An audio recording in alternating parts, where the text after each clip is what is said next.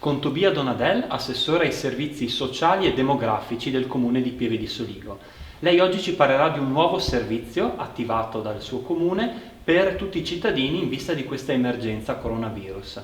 Esattamente, buongiorno a tutti. Il comune di Pieve di Soligo ha attivato un numero speciale da chiamare per chiedere informazioni su tutti i servizi attivati per l'emergenza Covid-19.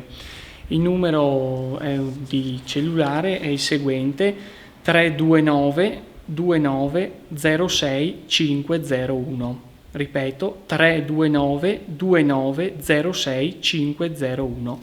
Ed è attivo tutti i giorni dal lunedì al venerdì dalle 9 alle 12. Per quanto riguarda la consegna delle mascherine, avete terminato la consegna nelle varie frazioni, nel capoluogo, Pieve di Soligo, o dovete ancora proseguire?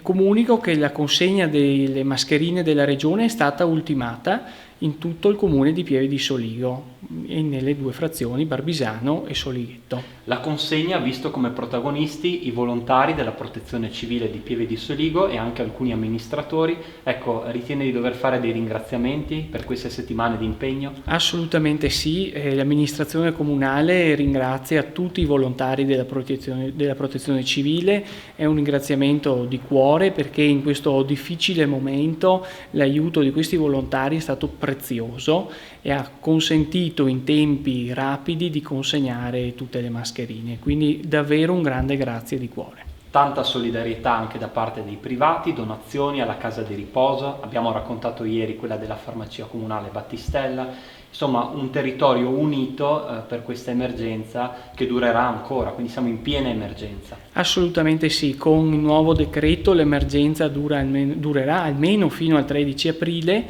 però in tutto questo si sono mosse davvero tante persone e c'è stata tanta generosità. Ieri il dottor Giacomo Battistella ha donato 4.000 mascherine chirurgiche che andranno ai cittadini più deboli, agli anziani, ai malati oncologici, ai cittadini più fragili, e anche a questi privati va davvero un grande grazie. L'appello ai cittadini quindi è ancora quello di stare a casa e di non allentare la morsa, insomma. Assolutamente, restate a casa.